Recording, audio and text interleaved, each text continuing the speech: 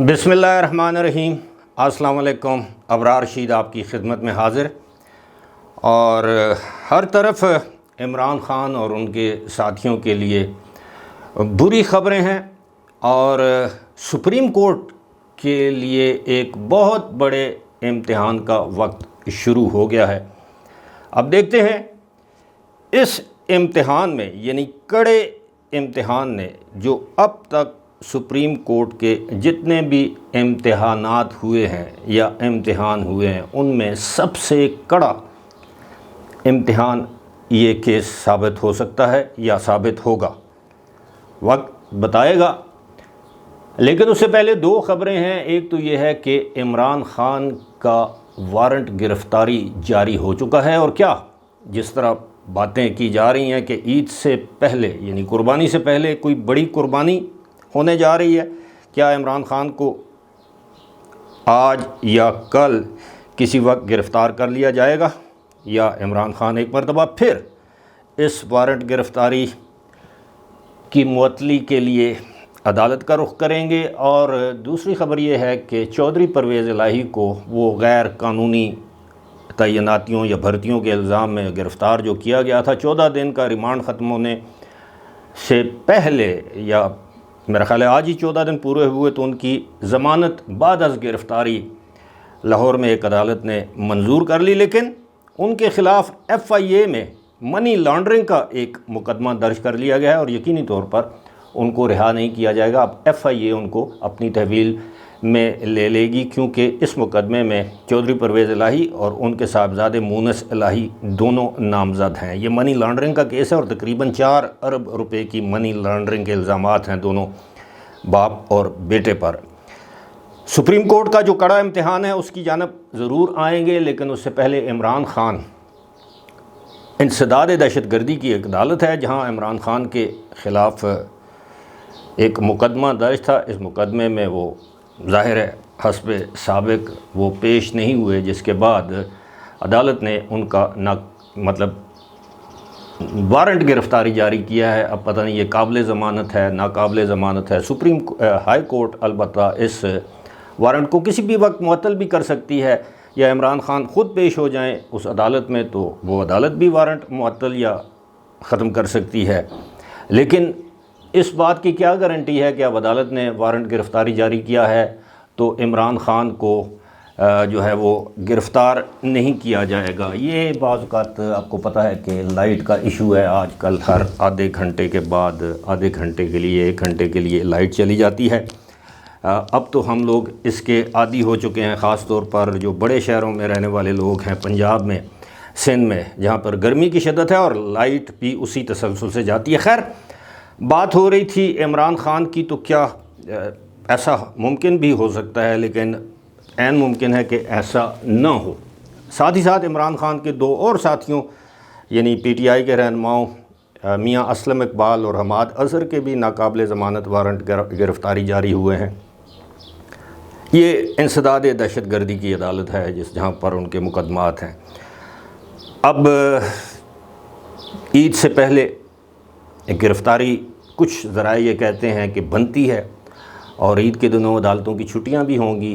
وہ عدالتیں جو ان کے لیے اگر ہفتے کی رات کو یا اتوار کے دن کو کھل سکتی ہیں، تو یقیناً عید کی چھٹیوں میں بھی عدالتیں کھولی جا سکتی ہیں۔ لیکن سب سے بڑا جو امتحان ہے، عدالتی امتحان ہے، وہ سپریم کورٹ کا ہے۔ اب آپ سوچ رہے ہوں گے کہ وہ کیسے؟ سپریم کورٹ کے ایک چیف جسٹس تھے، جن کو اب ہم سابق چیف جسٹس کہیں گے، بڑی قلیل مدت کے لیے، شاید 1 یا 1.5 مہینے کے لیے یا 2 مہینے کے لیے وہ سپریم کورٹ کے چیف جسٹس رہے ہیں۔ ان کا نام ہے جسٹس جواد ایس خواجہ، وہ پونی والے، جنہوں نے سمیع ابراہیم کی طرح جنہوں نے پونی بنا رکھی تھی۔ رضا ربانی کی بھی پونی ہے۔ پونی رکھنا کوئی، میں نہیں سمجھتا کوئی معیوب بات ہے، بندے کی اپنی پسند یا ناپسند ہے، لیکن وہ مشہور پونی والے جج تھے، اگر آپ کو یاد ہو۔ تو جسٹس جواد ایس خواجہ نے سپریم کورٹ میں ایک درخواست دائر کی ہے۔ جی ہاں، اب یہ سپریم کورٹ کے سابق چیف جسٹس رہ چکے ہیں، کچھ سوچ سمجھ کر یہ درخواست انہوں نے دائر کی ہوگی۔ درخواست کیا ہے؟ درخواست یہ ہے کہ سپریم کورٹ ملٹری کورٹس میں، یعنی فوجی عدالتوں میں سویلینز کے جو ٹرائل ہیں، جو مقدمات ہیں، ان کے مقدمات جو بھیجنے کے قانون کو کالعدم قرار دے دے۔ اب یہ اتنا سمپل معاملہ نہیں ہے، وہ خود چیف جسٹس رہ چکے ہیں، قانون سے واقف، ہم سے بہت زیادہ واقف ہیں، انہوں نے قانون، ساری زندگی قانون پڑھا ہے، عدالتی فیصلے لکھے ہیں۔ اور یہ جو قانون ہے آرمی ایکٹ جیسے کہتے ہیں، جس کے تحت یہ فوجی عدالتیں بنائی جاتی ہیں، یہ 1952 کا ایکٹ ہے، ایک قانون ہے، اور آپ یہ سمجھ لیجئے کہ یہ آئین کے تحت ہے۔ اور اس قانون کے تحت پہلی مرتبہ پاکستان میں فوجی عدالتوں میں سویلینز کا ٹرائل ہونے نہیں جا رہا، اس سے پہلے بھی یہ ٹرائلز ہوتے رہے۔ ذاتی طور پر میں پھر ایک مرتبہ واضح کر دوں، میں سویلینز کے فوجی عدالتوں میں ٹرائلز کے خلاف ہوں، لیکن ایک قانون موجود ہے جس کو پہلے سٹرائک ڈاؤن نہ عدالتوں نے کیا، نہ اس قانون کو حذف کیا، یا اس قانون کو پارلیمنٹ نے ختم کیا۔ آج پارلیمنٹ اس پر ایکٹ بنا کر اس قانون کو ختم کر دے، آج سپریم کورٹ اس قانون کو ختم کر دے تو وہ کر سکتے ہیں، اس سے پہلے انہوں نے متعدد قوانین کو کالعدم قرار دیا ہے۔ لیکن اس میں بہت بڑا لیکن ہے۔ اب اس میں جسٹس جواد احمد خواجہ سابق چیف جسٹس نے یہ کہا ہے کہ جناب ان کا کوئی ذاتی مفاد اس کیس میں نہیں ہے، اور نہ وہ کسی مجرم یا ملزم کی پشپناہی کرنا چاہ رہے ہیں، نہ اس کا وہ ساتھ دینا چاہ رہے ہیں، لیکن جو فوجی عدالتوں میں کیس چلنے چاہیے، جو فیلڈ جنرل کورٹ مارشل جسے ہم کہتے ہیں، یا کورٹ مارشل، وہ فوجیوں کا ہونا چاہیے، فوجی، کیونکہ نظم و ضبط برقرار رہے، اور یا ان سویلینز کا جو فوجی اداروں میں بطور سویلین کوئی کلرک یا اس طرح کام کرتے ہیں، ان پر کوئی الزام ہے تو اس طرح کرنا چاہیے، ان کے خلاف مقدمہ چلانا چاہیے۔ لیکن انہوں نے دانستہ طور پر یا غیر دانستہ طور پر سپریم کورٹ کو ایک بہت بڑے امتحان میں ڈال دیا ہے۔ اب وہ کہتے ہیں کہ آگے جاؤں تو کھائی، پیچھے جاؤں پتہ نہیں، آگے سمندر پیچھے کھائی، آگے between rock and the hard وال، کچھ اس طرح کے بہت سے محاورے ہیں۔ یہ مطلب damned if you do and damned if you don't, یعنی آپ کریں بھی تو معاملہ آپ کے خلاف جائے گا، نہ کریں بھی تو معاملہ آپ کے خلاف جا سکتا ہے۔ لہٰذا سپریم کورٹ کیا کرے گی؟ اس وقت پاک آرمی یا پاک فوج یا افواج پاکستان نے یہ تہیہ کر لیا ہے کہ ریڈ لائن کراس کی گئی ہے، اور 9 میں was a red line that was crossed on that particular day, اور اس کے ساتھ ساتھ یہ بھی کہا گیا کہ ہر سال اس دن کو یوم سیاہ کے طور پر منایا جائے گا۔ تو کتنی بڑی بات ہے۔ پھر کور کمانڈرز کی اسپیشل کانفرنس، پھر فارمیشن کمانڈرز کی اسپیشل 3-4 روزہ کانفرنس، اس کے بعد واضح طور پر ایک پیغام دیا جاتا ہے کہ جناب ہم کسی کو معاف نہیں کریں گے، اب منصوبہ سازوں، سہولت کاروں تمام کے خلاف جلد از جلد کیسز نمٹائے جائیں گے، یا قانون کے مطابق ان کے گرد گھیرا تنگ کیا جائے گا۔ ٹائٹننگ آف نوز کا لفظ استعمال کیا گیا ہے قانونی طور پر۔ تو اب اگر سپریم کورٹ اس کو سٹرائک ڈاؤن کرتی ہے تو کیا اس کو وہ ادارہ قبول کرے گا؟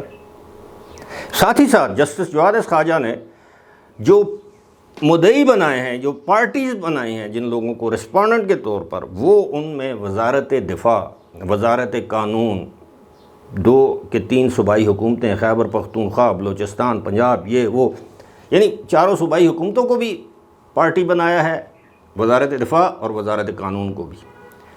اب وزارت دفاع کو آپ نے پارٹی بنایا تو وزارت دفاع اپنا دفاع کرنا تو جانتی ہے، وزارت قانون بھی اپنا دفاع کرے گی، صوبائی حکومتیں بھی اپنا دفاع کریں گی، لیکن سب سے مؤثر دفاع ہوگا وزارت دفاع کا، کیونکہ وزارت ہی دفاع کی ہے۔